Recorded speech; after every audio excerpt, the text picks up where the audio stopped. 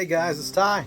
If you're new, welcome. Good to see a new face. If you're coming back, good to see you again. Make sure you guys like and subscribe to the page here. That way you don't miss any good mower, ATV, or just good faith and fun tips. And let's get rolling.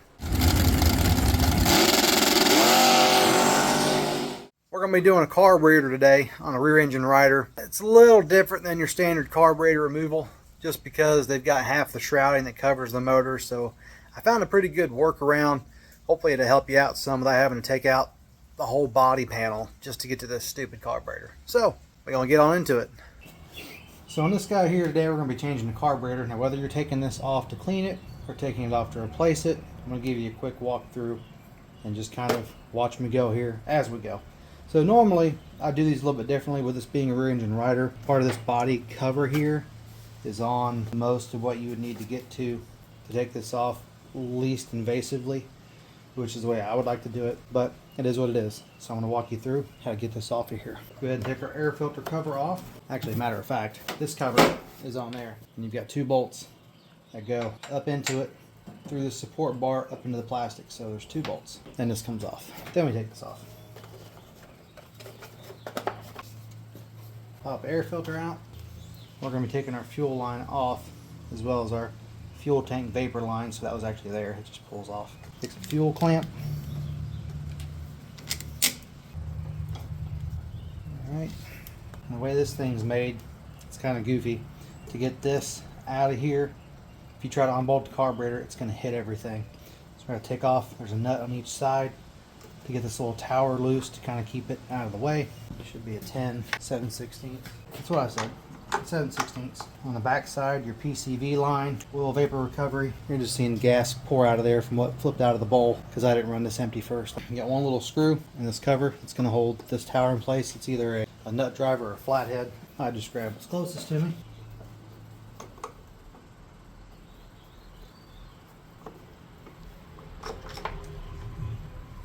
Okay, right here.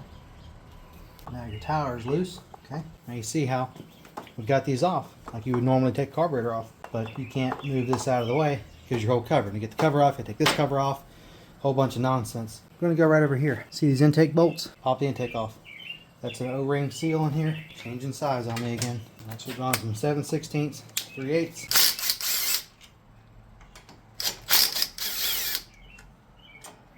And now you should have enough room. Get this little guy moved over, get it out of the way. Now your carburetor is only held on by your throttle linkages. There's really not a fun way to do this, so you have to bear with me. This throttle linkage back here, angle the carburetor back. Comes out of the plastic, a little rattle spring, put those to the side, and this little guy can come all the way out, and that's not going to be a problem. I'll show you where that goes back in there. And you can just take this out of there. If you don't want to forget where it came from, just lay it back in there. Just don't lose it like I about did. Camera cut out there for a minute, but what you're seeing on that carburetor is just black nail polish.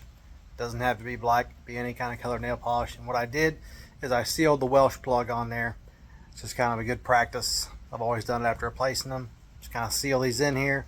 I dry it up with a torch just to prevent them from popping out, leaking, things like that. It just covers a machining port that's in charge of keeping your signal ports for your little idle air mixture orifices in there. So it's a good thing that it needs to be sealed. So yeah. All right, back to the video. And if you want to express your dry time a little bit, take a little bitty torch or a lighter. It's kind of quick burst here.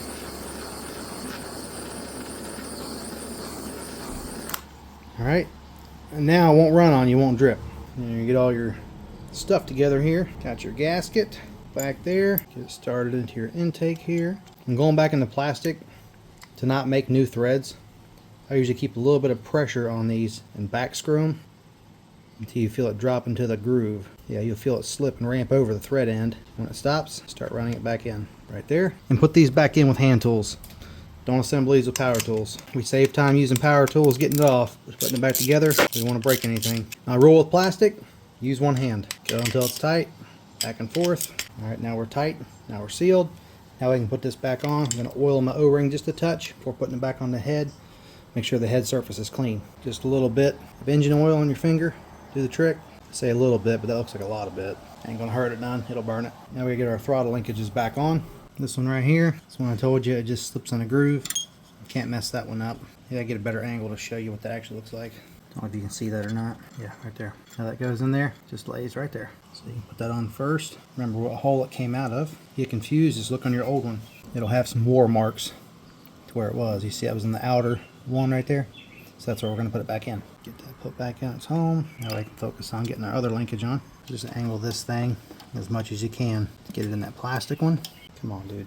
Almost there. This is being more difficult than it's supposed to be. That's what I get for trying to record, I guess. Trying to get you the angle so you can see how we're doing this. There we go. I made it look harder than what it is. Okay, now we got our rattle spring. Let's get back on. There's a smaller hole right here. See that? And that's where this little guy is gonna go. Back in the hole. Alright, now we need to get our intake bolts and take this little guy. Go ahead and get it up in there and get it on here first. There we go. And if you didn't see, I kind of skipped that. Back here, that's what goes on your oil vapor line right there. Okay, so now we're back in here.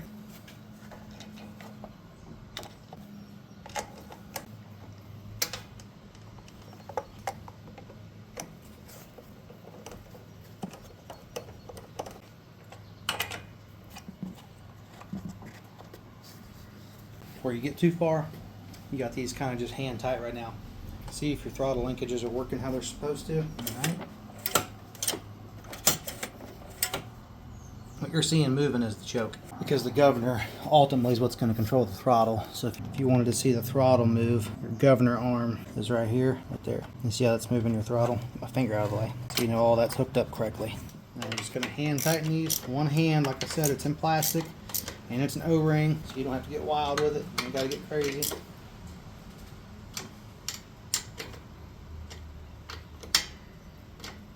she's snug.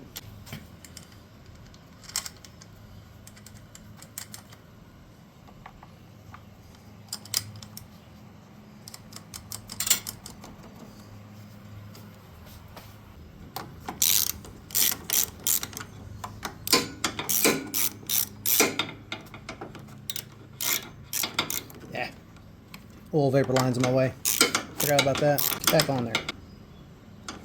One hand. Now I can put the vapor line back on. Oil vapor recovery, PCV, positive crankcase ventilation. There you go, dictionary word of the day. Go ahead and put our fuel vapor return line on there. Fuel vapor recovery. One thing too, if you're having carburetor problems from bad fuel or any kind of issue, drain your tank right now. You don't want to put bad fuel into a new carburetor. You'll be chasing your tail. Drain your tank, take an air gun, blow it out, get it all out. Back blow with light pressure. You don't want to blow that inline filter out or break anything. So just low pressure with the cap off, clean your tank out, put fresh fuel in a little bit, run through, and then put it back on. Now this tank here, I've already drained and cleaned this one, so we know we're okay. All right.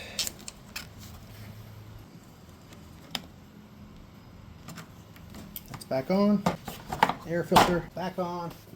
And you're right, you caught me. I forgot a screw right here. Now the cover. Before you get it all put back on, test run it. Where we can fine adjust this right here while she's running. Probably gonna get loud, so I'll try to talk as I can. Got the parking brake set so we can start it without sitting on it. Come on, Lassie. Had it at a funky angle, so I think the cylinder just got flooded with gas before I had a chance to get it all out. So I'm taking the spark plug out so I can crank it with no compression, clear the cylinder. Oh yeah. A little juicy.